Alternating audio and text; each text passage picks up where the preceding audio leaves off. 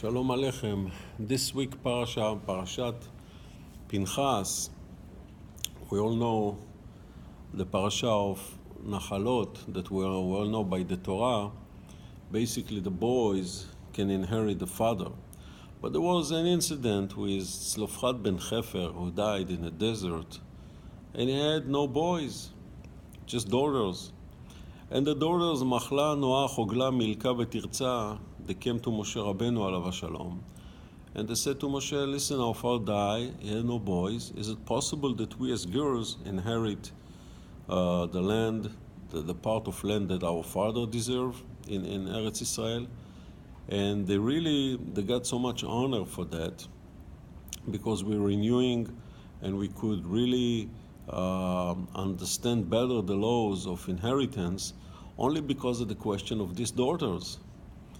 Like Chazal says, Megalgelim zchut al yedei zakai. There's a merit for the daughters, that all these details, that it's possible for daughters to inherit the father, is only because of the question of the daughters of Tzlofchad.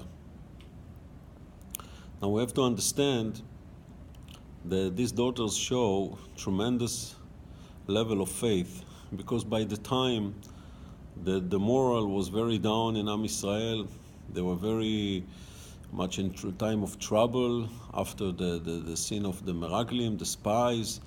They heard so much Lashon Hara about the Holy Land, the land of Israel, and they're not sure it's the best place for them. Some of them still want to go back to Mitzrayim. And all of a sudden, the daughter of Tzlofchad come with the whole concept that they're worried about the piece of land in Israel. They show a huge amount of faith in HaKadosh Baruch Hu. And we know, B'zchut Nashim Tzadkaniyot Nigalo Avatel Mitzrayim, with the merit of righteous ladies, our father could be redeemed from Egypt. Kot Omar LeBet Yaakov, Tagid Livnei Israel, Bet Yaakov is Anashim, is the ladies. And we know in prophecy, Sarah come before Avraham. V'kol asher tomar lecha Sarah shma mekola. Everything what Sarah is telling you to do, please listen to her. So what did the respond of Hashem to the request of Bnot Tzlofchad? He says, the pasuk says, Ken Bnot Tzlofchad Dovrot. What they're saying is right. And Rashi says, Ashrei Haish sheHashem modeh lidvarav. Blessed be the person that Hashem agree with him. Hashem admit that he is right. That was the big zchut of the daughter of Tzlofchad. We see something very similar. We go back a little bit in Parashat Be'alotcha. Parashat Be'alotcha, the Torah is speaking about the Korban Pesach. Korban Pesach, right before Pesach, a person needs to be pure. And by Mei Chatat, by the water, the holy water from the Mikdash, mixed with the Paraduma, there's a whole process of purifying that make it possible to sacrifice the Korban Pesach. But how about people who are far away? They didn't have any chance to get the pure water. So the Torah says, we all know that the halacha, the Torah is giving them a chance of Pesach Sheni, the second chance of Pesach 1 month later. How did we discover this halacha? Only because the Tmeim, the people who were impure or far away, didn't have any chance to get the purity process. They came and complained to Moshe Rabbeinu, why is that? Lama nigara, why we be exempt completely from sacrificing the Korban Pesach? Well, they had a good reason. They were busy in the met of mitzvah.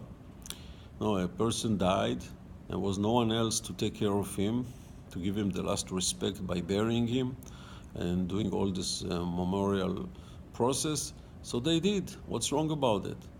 Well, there was nothing actually wrong about it, but they still came to Moshe Rabbeinu, and they wanted not to miss the beautiful chance of the purity process of Paraduma and be able to sacrifice the Pesach. So they couldn't have the Paraduma, but they were given a second chance. 1 month later, Pesach Sheni, they could really sacrifice. We're learning from that really the Torah has interaction with human, and Hashem is watching every individual, and Hashem is listening to us.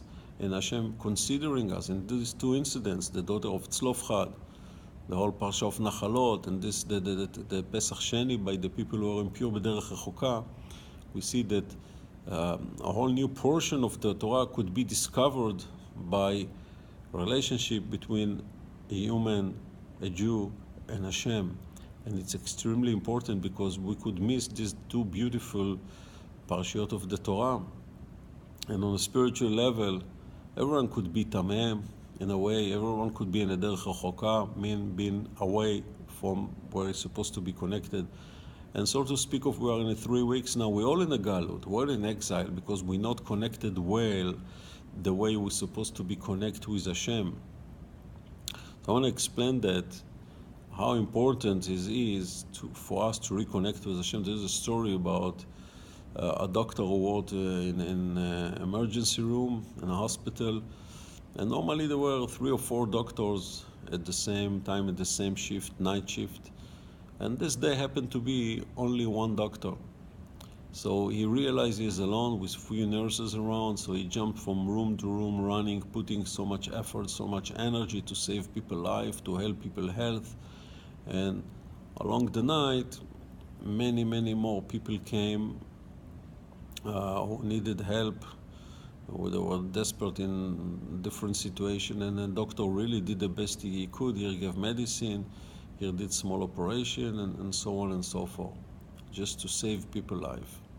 Unfortunately, with his struggle along the night, there was one person who didn't get his medicine on time and unfortunately passed away. So this doctor was brought to court. They were really judging him if he's responsible or not responsible, if he's guilty or innocent. So by common sense, looks like he did the best he could. Maybe he deserved a great Yishar Koach. Maybe he's not only innocent, he should get a reward of saving so many people. Unfortunately, there's one more he could not save. That's logically.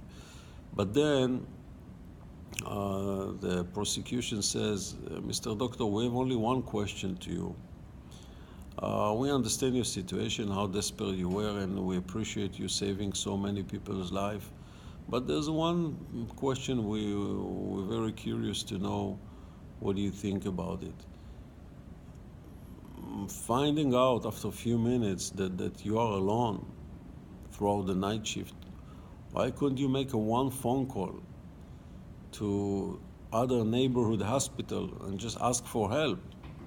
And definitely they would send to you 1 or 2 or more doctors to help you throughout the night, and this unfortunate incident won't happen. So we understand from this story that really the doctor was guilty in that case. And why? Because he could really scream out loud, I need help. The same us with HaKadosh Baruch Hu.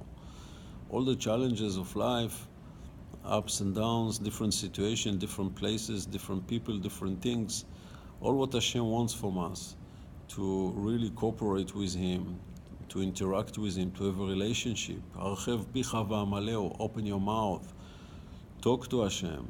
And Bezrat Hashem, in our places, whether we are tameh, whether we are b'derech rechoka, all what you have to do is to reconnect with HaKadosh Baruch Hu, and that's the mission for the 3 weeks. We have to understand the Mikdash destroyed. We have to understand the most beautiful things of life, of the whole world. The most precious things is missing, and all what Hashem wants us to affiliate with the situation and to find ourselves where we can fix something, when we correct something, and to find this piece that we can do. And once we open our mouth and talk to Him and ask Him, please Hashem help, some things we can do, some things we cannot, but we can always ask for Hashem guidance, for Hashem help. Shabbat Shalom, thank you very much. This is Rabbi Abraham Betesh from Chesed Avraham. Kol Tov.